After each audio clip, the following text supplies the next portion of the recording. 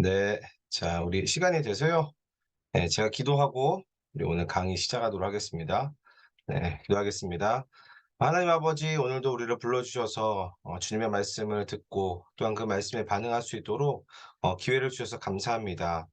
특별히 이제 요한일서 3장 시작합니다. 주님, 이 시간 가운데 은혜를 베풀어 주시고 그 하나님 아버지께서 우리 가운데 어떠한 사랑을 베풀어 주셨는지, 그리고 그 사랑으로 우리가 어떠한 존재가 되었는지, 또한 어떻게 우리가 살아가야 될 것인지 우리 가운데 말씀하여 주시옵소서.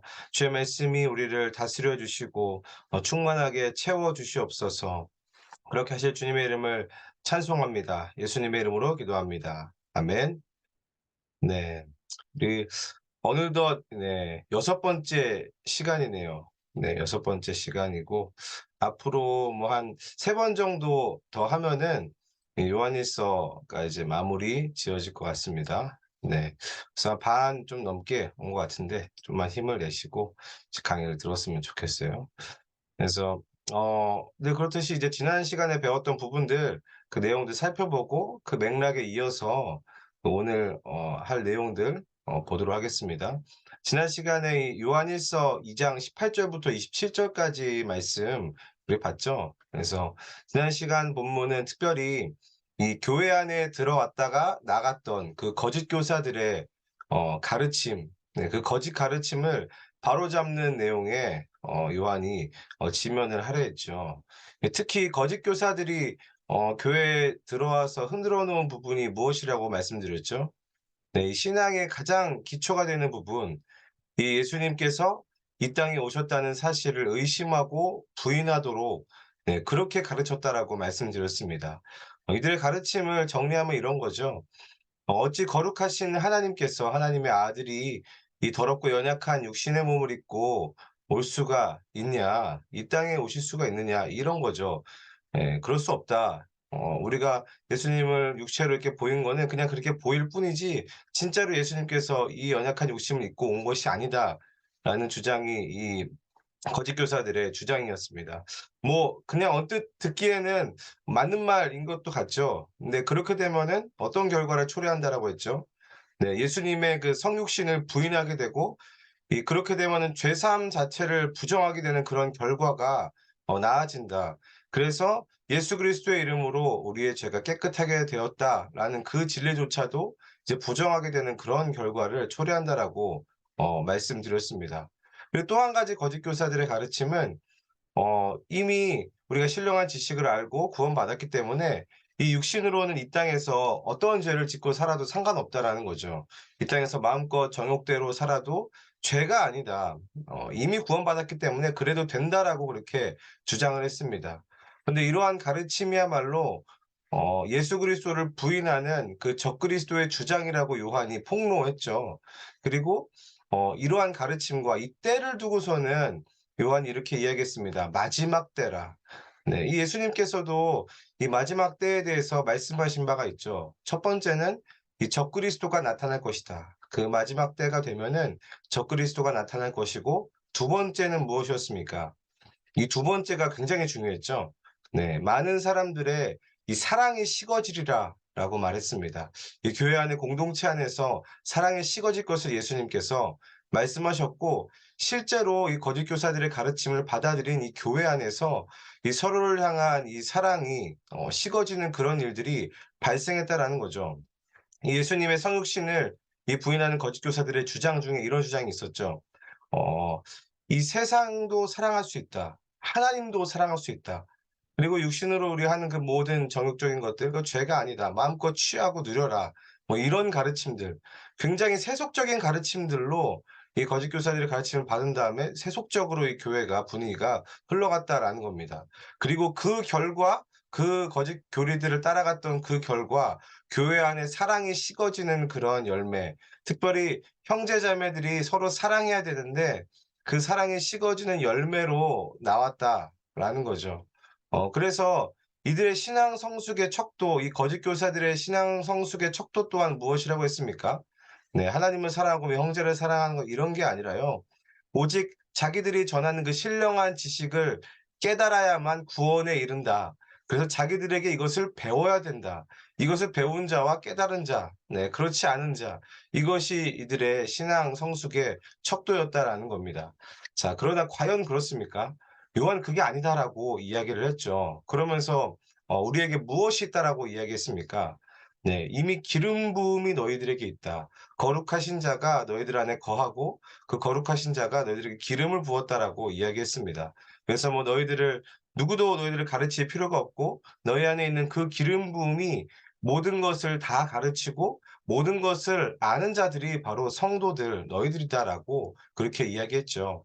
그래서 특히 기름 부음이 있어서 모든 것을 안다라는 게 어떤 의미라고 했습니까? 네, 정말 이 세상의 모든 것들을 다 속속들이 다 아는 것이 기름 부음이 모든 것을 안다. 예, 기름 부음이 모든 것을 알려준다. 이런 뜻이었나요? 아니었죠. 네, 이 세상의 처음과 과정 그리고 끝을 아는 자들, 네, 그것이 모든 것을 다 아는 자라고 했습니다. 그래서 이 세상의 처음도 말씀이신 예수님으로 말미암았고, 그리고 지금 우리가 사는 이 현재도 이 하나님의 말씀이 다스리고 계시고, 이 말씀이 이루어지는 과정이고, 이 세상의 끝 또한 그 예수 그리스도께서 직접 오셔서 심판하시고 끝내신다. 그래서 예수님만이 이 세상의 끝의 기준임을 아는 것이 모든 것을 아는 것과 같다라고 말씀드렸습니다. 그래서 이렇게 이야기하면서 요한이 결국에 계속해서 반복하면서 주장하는 것이 무엇이었습니까?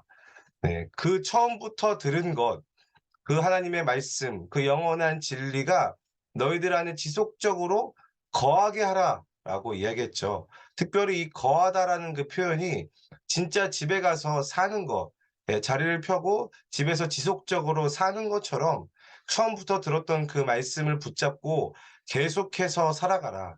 마치 집에 거주하듯이 그렇게 말씀을 붙잡고 너희들의 삶 가운데서 살아내라라고 그렇게 이야기했습니다. 바로 그때에 우리 안에 있는 성령께서 그 말씀을 통해서 감동을 주시고 또한 우리의 삶을 변화시켜 주신다라고 말씀드렸죠.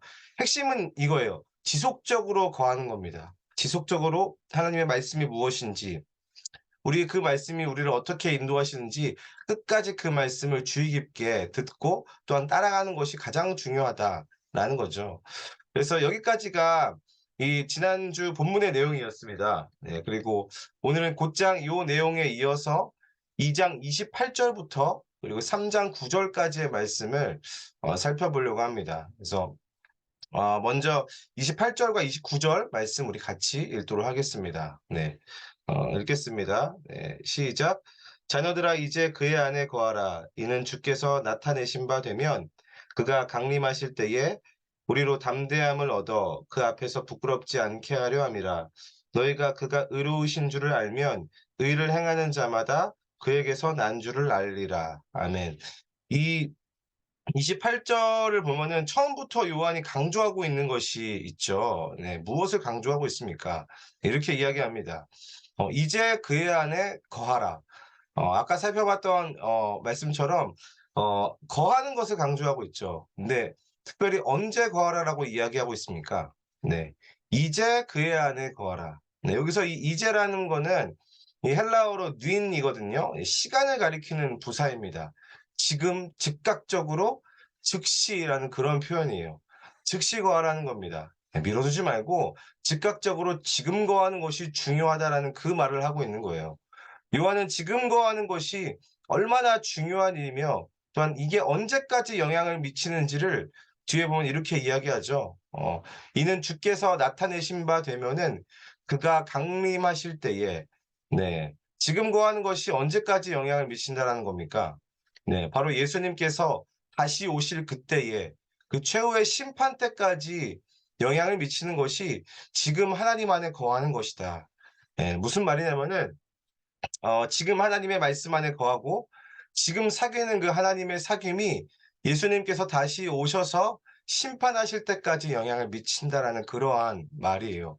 좀 더 말씀을 살펴보면은 지금 주님 안에 이 거하는 자, 네, 주님 안에 지금 거하는 자가 미래의 심판의 때에 담대함을 얻게 된다라고 그렇게 이야기하고 있죠.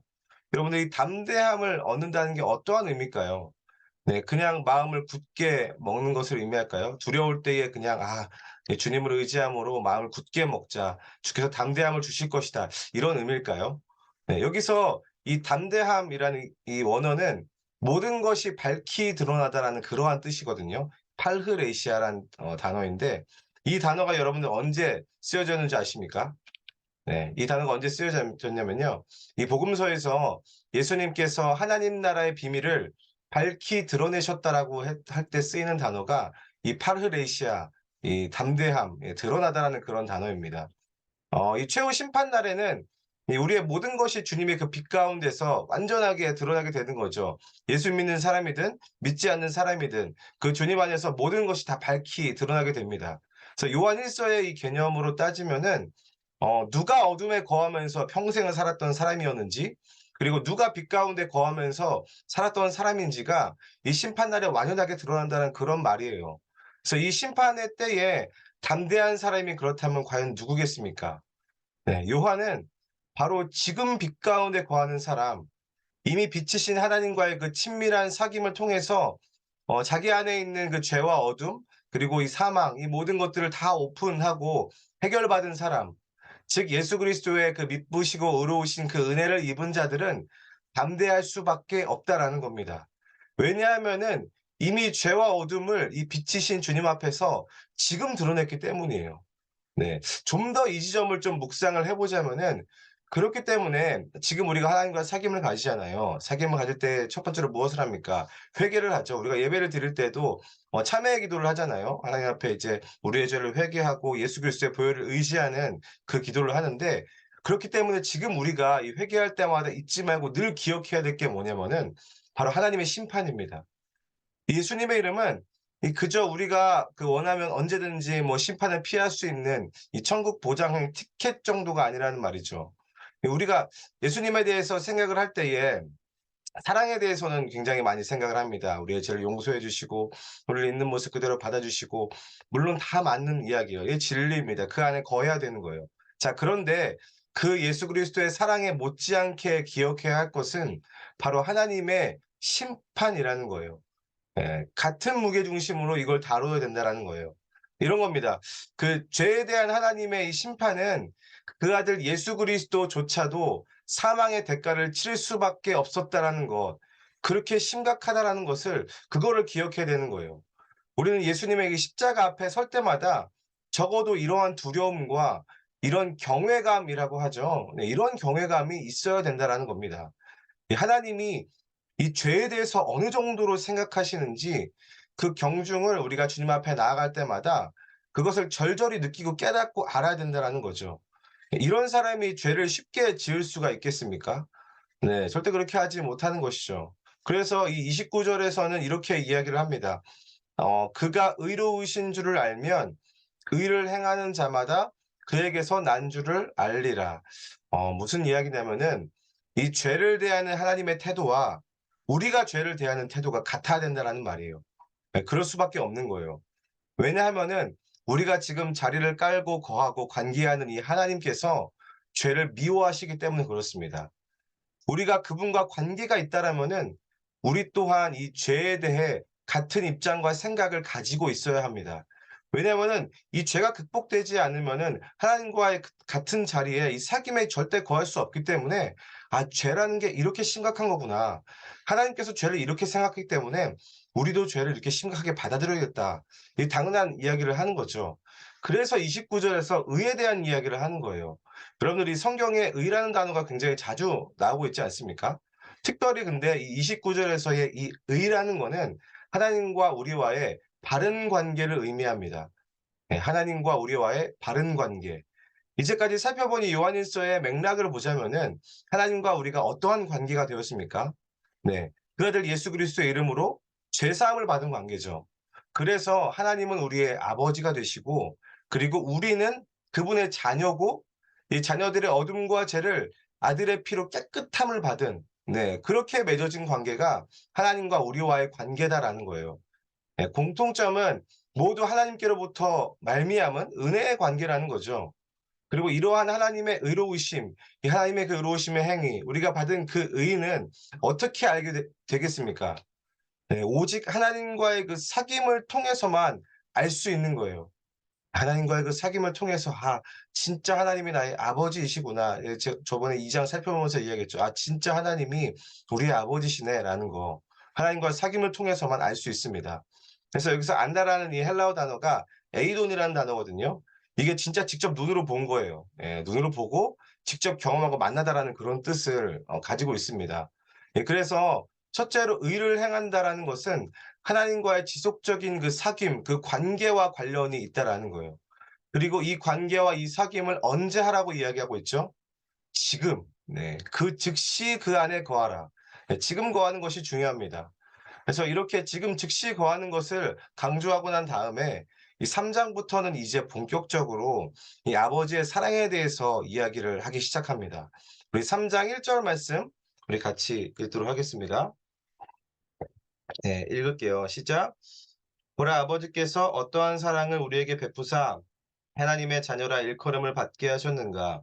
우리가 그러하도다. 그러므로 세상이 우리를 알지 못함은 그를 알지 못함이라. 아멘. 이 1 절을 보면은 어떻게 시작하고 있죠? 네. 이 보라라고 시작합니다. 이 성경을 보면은 뭐 서신서도 그렇고 이 보라라는 말이 처음 시작으로 많이 나오죠. 네 근데 대부분 이 보라라는 이 단어가 감탄사예요. 네 헬라어로 이두라고 이렇게 쓰는데 이 하나님의 일하심을 보면서 이 경탄하면서 쓰는 그러한 감탄사죠. 자 그런데 오늘 3장 1 절에서 이 보라는 이 감탄사 이두가 아니에요. 네. 이 보라라는 그 감탄사로 쓰이지 않습니다. 어떻게 쓰이냐면요. 방금 이야기했던 29 절에서 봤던 이 알다라는 단어 네 에이돈으로 쓰입니다. 네. 특별히 이 요한복음에서는 무려 105 번이나 이 단어가 나왔거든요. 특별히 뭐 우리가 잘 알다시피 이 유명한 말씀이죠. 그 나다나엘과 이제 빌립이 예수님을 따르는 그 상황에서 나다나엘이 이런 얘기를 하죠. "나사렛에서 무슨 선한 것이 나오겠느냐." 이렇게 이야기하지만 빌립이 "와서 봐라. 그분이 메시아다."라고 이야기할 때에 그 "와서 보라."라고 했을 때 그 보라 같은 단어입니다. 이 에이돈이랑 똑같은 단어가 쓰인 거예요. 자 무슨 말입니까? 지금 요한이 아버지의 사랑을 직접 와서 보라라는 그런 말이에요. 이 요한에게 있어서 이 하나님 아버지의 그 사랑 그분께서 우리를 의롭다 함으로 하나님의 자녀가 됐다라는 것은 그만큼 실제적이라는 거예요. 예 그만큼 이게 진짜 실제다. 예 관념이 아니라 "이거 진짜 실제의 일이야."라고 이야기하고 있는 것입니다. 그래서 1 장부터 3 장에 오기까지의 내용이 바로 그 아버지께서 베푸신 사랑의 내용, 아버지께서 우리 가운데 어떠한 사랑을 베푸셨는지에 대한 그 내용이죠. 그리고 정리하면은 뭐 죄로 인해서 죽을 수밖에 없는 우리를 위해서 아들을 보내심으로 생명을 주시고 하나님의 자녀로 다시 태어나게 하셨고 거기서 끝이 아니라 지속적으로 하나님과의 사귐을 가지게 하셨다. 네. 그것이 하나님의 사랑 그리고 그것을 지금 받아 누린 우리 우리 그 자체가 하나님 사랑의 증거라는 거죠. 네. 그래서 1절 중간에 보면은 "우리가 그러하도다."라는 말이 나오잖아요. 네. 우리를 봐라. 네. 우리 자체가 증거다. 하나님의 그 살아계신 하나님의 그 사랑이 우리 자체를 보면은 그렇게 느낄 수가 있다. 우리 자체가 하나님 사랑의 증거이자 증인이라는 말을 지금 하고 있는 거예요. 그래서 어찌 보면은 그렇기 때문에 이 세상이 우리를 알지 못하는 거는 당연한 겁니다. 네 이해할 수가 없는 거예요. 왜냐면은 세상은 이 아버지의 사랑을 알지도 못할 뿐만 아니라 경험해 본 적도 없고 사귀어 본 적도 없기 때문에 그런 생명의 관계를 그런 용납함의 관계를 맺어 본 적도 없기 때문에 우리를 이해할 수도 없는 거예요.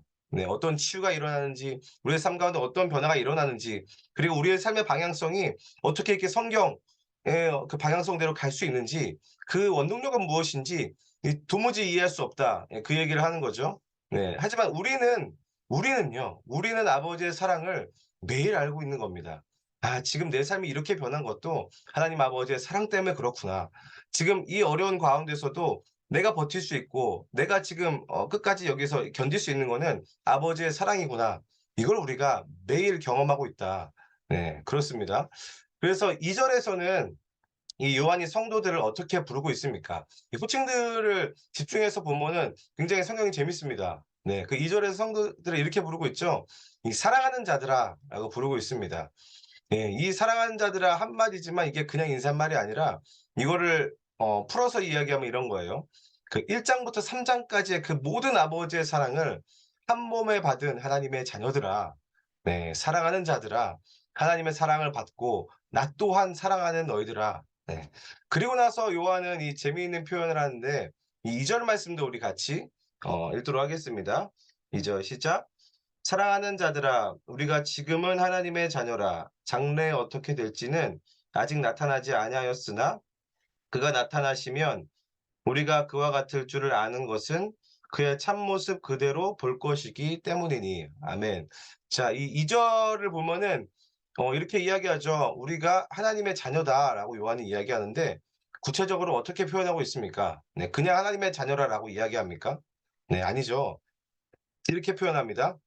"우리가 지금은 하나님의 자녀다." 네. 여기서 이 지금이라는 단어가 아까 우리 2장 28 절에 나오는 그 윈이라는 동일한 단어가 쓰였습니다. "지금 하나님에 거하라." 그리고 "지금은 하나님의 자녀다."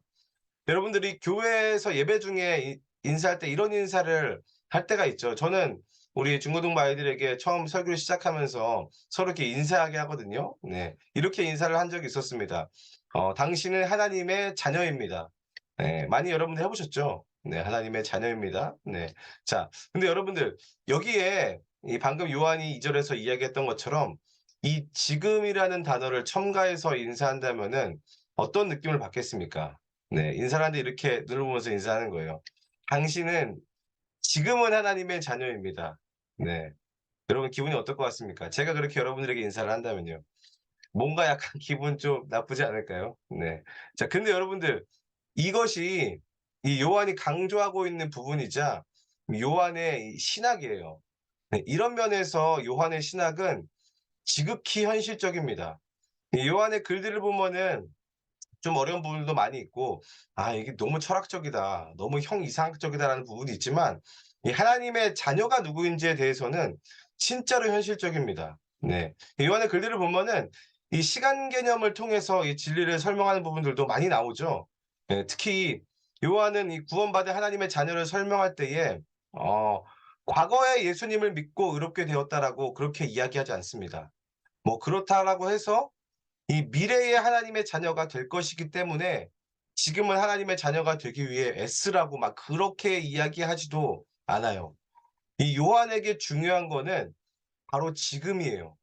네, 지금 너희가 누구인지가 요한에게는 굉장히 중요합니다. 뭐 그렇다고 해서 이 과거와 이제 뭐 미래를 간과하는 것도 아니에요. 이 2 절의 구조를 보면은 그렇습니다. 이 처음에는 이렇게 시작하죠. 아까 우리가 읽었지만 다시 보면은 처음에 이렇게 시작합니다. 이 사랑하는 자들아. 네. 어떻게 사랑하는 자들이 됐습니까? 네. 과거에 아들을 보내심으로 나타난 그 하나님 아버지의 사랑을 받음으로 네 사랑하는 자가 되었죠. 그리고 지금은 하나님의 자녀라. 현재를 이야기합니다. 그리고 나서 어떤 이야기를 합니까? 이렇게 이야기하죠. 장래에 어떻게 될지는 아직 나타나지 않았지만 그가 나타나시면 네, 시제로 따지면은 무엇이죠? 네, 과거와 현재, 미래 중에서 네, 미래에 관한 이야기를 지금 하고 있는 거예요. 이 2절 안에 지금 과거와 현재와 미래에 하나님의 자녀의 모습 전부가 지금 다 펼쳐져 있는 거예요. 이 셋을 종합하면 이런 겁니다.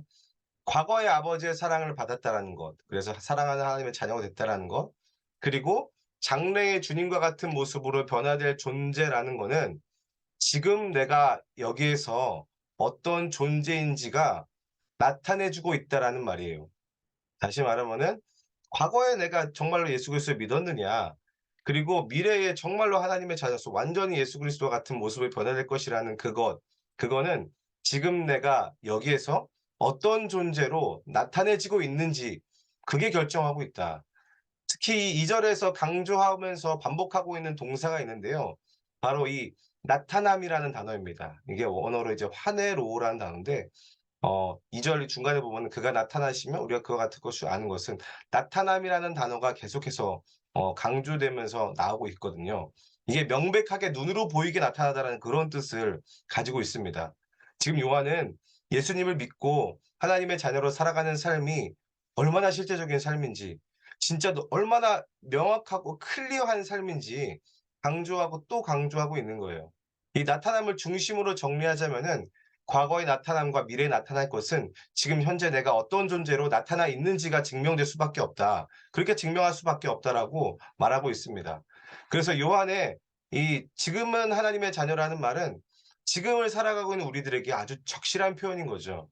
그래서 이어지는 이 3 절에서는 그의 나타나심이 하나님의 자녀들의 삶을 통해서 지금 구체적으로 어떻게 나타나고 있어 그러면 네 그것을 구체적으로 이야기하고 있습니다.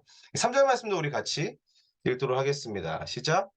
주를 향하여 이 소망을 가진 자마다 그의 깨끗하심과 같이 자기를 깨끗하게 하느니라. 아멘. 자, 내가 지금 하나님의 자녀라는 사실, 네, 구체적으로 지금 어떻게 나타나느라고 이야기하죠? 네, 자기를 깨끗하게 하는 삶의 내용으로 나타납니다. 자, 근데 중요한 것은 무엇일까요? 그의 깨끗하심과 같이 이게 가장 중요합니다. 이게 기준이에요. 그냥 예수님 믿었으니까 깨끗한 삶 살아야지, 착하게 살아야지 정도가 아닌 거예요. 처음부터 끝까지 기준은 예수 그리스도이십니다. 우리를 구원하신 그분이 깨끗하신 분이시기 때문에 그리고 그분이 돌아가신 이유도 우리의 이 더러운 죄 때문에 돌아가신 거죠. 실은 우리의 죄가 아니었다라면은 우리의 연약함과 우리의 죄가 아니었다라면은 예수님이 돌아가실 이유도 실은 없는 겁니다. 네. 그렇게 우리도 그의 깨끗하심과 같이 우리 자신도 깨끗하게 하기를 힘쓴다. 그래서 이전에 지었던 죄와는 완전히 손절하는 그런 인생을 지금도 계속해서 살아가고 있을 수밖에 없다. 네. 그리고 무엇보다 이 하나님의 자녀는 어떤 소망을 가지고 있다라고 이야기합니까? 네. 그가 나타나시면 우리가 그와 같을 줄 아는 소망. 2 절의 문맥을 그대로 네 이어보면 이런 거예요. 네. 그가 나타나시면 우리가 그와 같을 줄 아는 소망입니다. 특히 우리가 이 땅에서 이 신앙생활 하면서 이 성화의 과정을 두고 이런 말 많이 하죠. 예수님을 닮아가는 과정이라고 이야기하잖아요.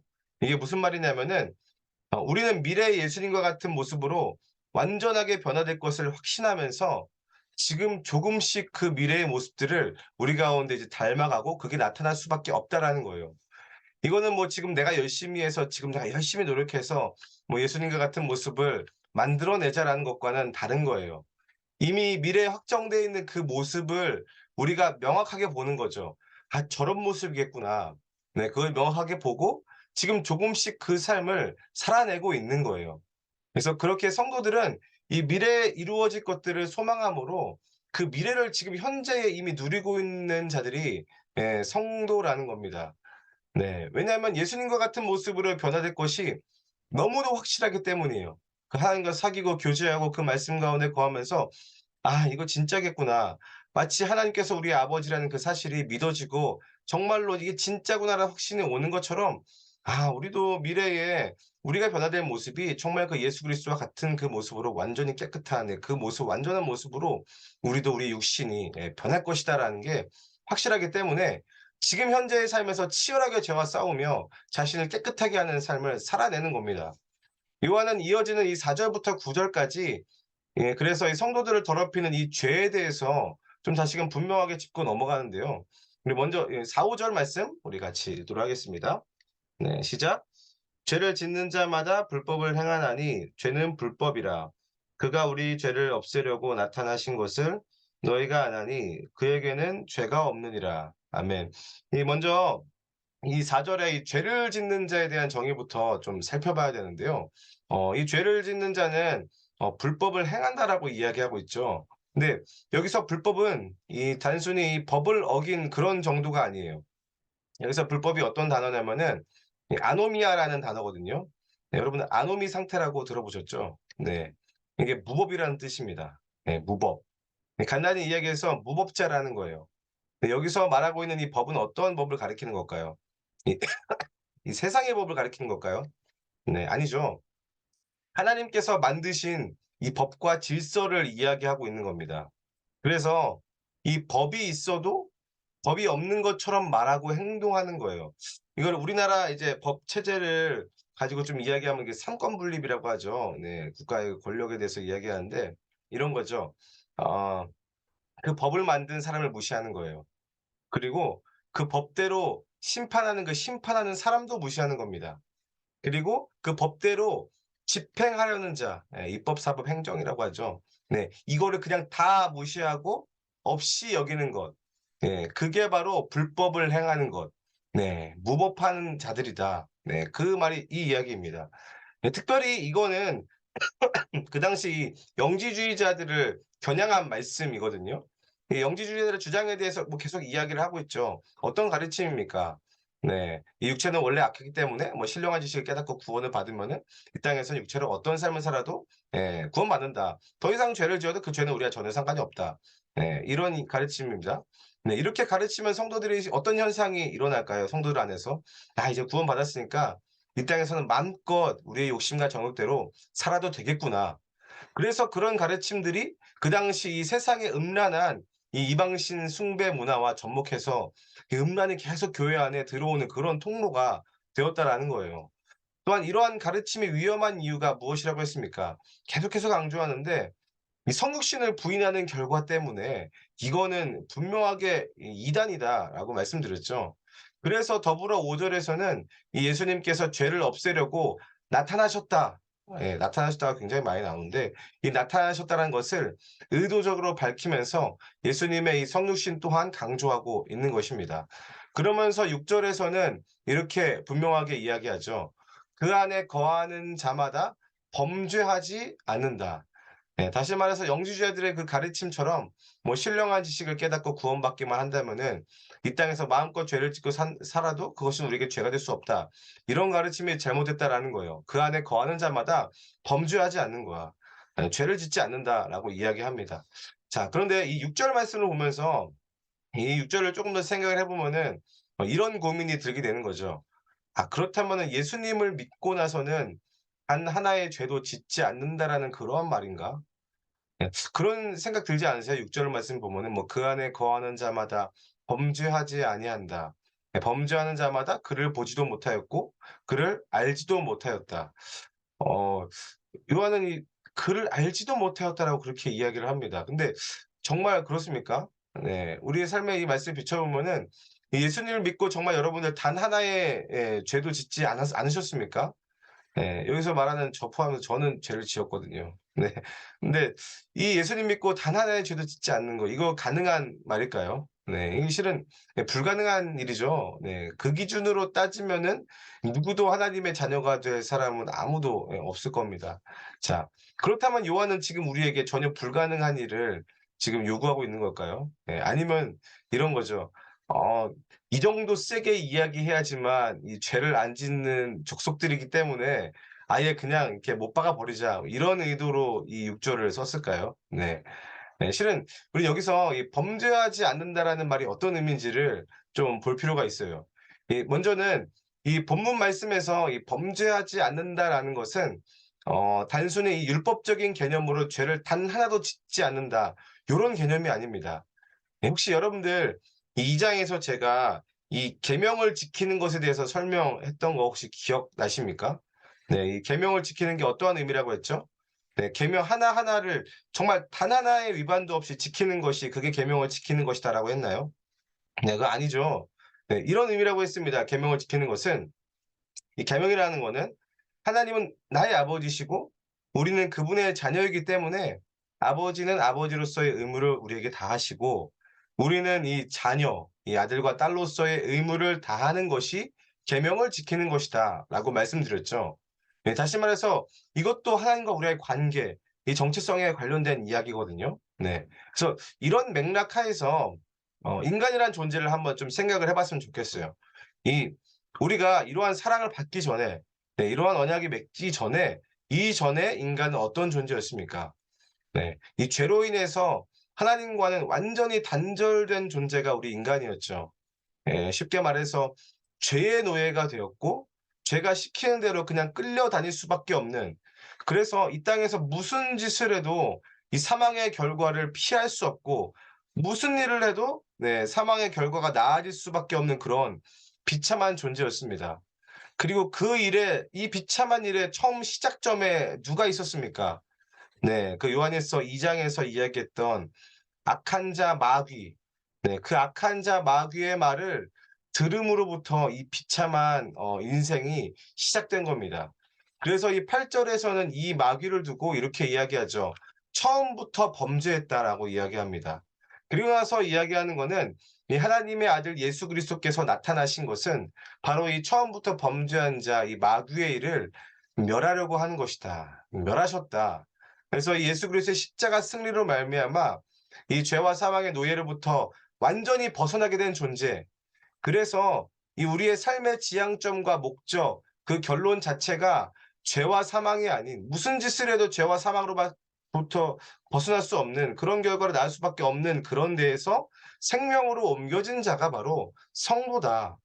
그렇기 때문에 지금 이 땅에서의 성도의 삶의 목적과 지향점 또한 죄와 사망으로 나타날 수가 없다라는 거예요. 이 성도라는 이 아이의 삶의 목적과 지향점이 완전히 달라진 새로운 존재로 다시 태어난 것입니다. 그래서 이러한 은혜를 받기 이전의 인간은 실은 뭐 무슨 짓을 해도 그 목적과 지향점은 아주 선명하게 사망이었습니다. 예, 선명하게 하나님의 심판을 받고 영원한 그 사망 가운데 들어가는 것이 우리의 운명이었어요. 어찌 보면 당연한 거죠. 네. 이 세상을 추구하는 거죠. 네. 그 하나님 만나기 이전에는 세상을 추구하고 그렇기 때문에 이 원래 결정되어 있는 그 세상의 결말과 같이 함께 그냥 멸망하고선 사라지는 것, 영원한 사망 안에 들어가는 것이 우리의 운명이었습니다. 그러나 하나님 아버지의 사랑으로 그 아들 예수 그리스도의 그 대속으로 인해서 지금 이 땅에서의 삶의 목적과 지향점이 완전히 달라진 자, 그 자가 하나님의 자녀고 성도입니다. 그래서 이러한 은혜를 받은 하나님의 자녀들은 이전과 같이 죄를 지을 수 없다. 다시 말해서 이 죄의 종착적인 이 사망으로 치닫는 삶의 결론으로 내달릴 수 없다라고 그렇게 이야기하고 있는 거예요. 네, 그것이 바로 그 안에 거하는 자마다 범죄하지 아니한다라는 말의 의미입니다. 이 범죄라는 이 죄에 대한 개념을 조금 더 이 어떤 결과적인 그리고 어떤 우리의 어떤 존재에 대해서 비춰보면서 이렇게 해석을 하면은 좋을 것 같아요. 예. 그래서 이 6 절부터 9 절이 그 이야기를 지금 하고 있는 겁니다. 그래서 마지막으로 우리 9절 말씀 우리 같이 읽도록 하겠습니다. 읽겠습니다. 시작. 하나님께로부터 난 자마다 죄를 짓지 아니하나니 이는 하나님의 씨가 그의 속에 거함이요 그도 범죄하지 못하는 것은 하나님께로부터 났음이라. 아멘. 이 9 절에서 이 성도를 설명하는 표현이 두 가지가 나오죠. 네. 먼저는 이 하나님께로부터 이 난 자마다 이 하나님께로부터 나아졌다. 이 겟나오라는 이 동사인데 실제로 이게 아기가 태어났을 때 쓰이는 표현이고요. 그리고 두 번째로는 이 거듭나다라는 의미를 가지고 있습니다. 그래서 이 구절을 보면은 이 겟나오라는 표현, 이 나아졌다라는 표현이 처음과 끝에 두 번이나 이 표현을 쓰면서 지금 강조하고 있는 거예요. 성도가 어떤 존재인지. 네. 그리고 또 한 가지는 이런 표현을 씁니다. 이는 하나님의 씨가 그의 속에 거한다라고 표현하고 있죠. 네. 특히 이 하나님의 씨는 신약에서 이제 하나님의 말씀을 가리키거든요. 네. 이 성도를 설명하는 이 표현 두 가지 이걸 기억해야 됩니다. 하나님께로부터 나아진 자, 그리고 하나님의 그 말씀의 씨, 하나님의 씨가 그의 속에 거하는 자. 네, 이 두 가지가 있는데 이 두 가지의 공통점을 보면 이렇습니다. 첫째는 아예 질적으로 새롭게 태어났다라는 거예요. 씨도 마찬가지고 나아진 것도 마찬가지죠. 아예 질적으로 새롭게 태어난 자, 그것이 성도다. 그리고 또 하나는 둘 다 필연적으로 이 자라감의 과정을 가진다라는 거예요. 네. 나아졌기 때문에 이제 자라가는 과정이 있겠죠. 씨를 심었기 때문에 그 씨가 자라는 과정이 있습니다. 그래서 완전히 다시 태어난 존재, 그리고 이 변화의 근원 자체인 하나님의 말씀의 씨가 내재되어 있는, 그래서 변할 수밖에 없고 그 자라감의 과정을 가질 수밖에 없는 자가 바로 하나님의 자녀이자 성도이다. 네, 그렇기에 이 성도라면은 지금 이 땅에서 이 하나님의 자녀로서의 모습들의 삶이 나타내질 수밖에 없다라는 거예요. 네. 이게 안 나타나면 이게 과연 성도인가? 요한이 그렇게 물어보고 있는 것 같습니다.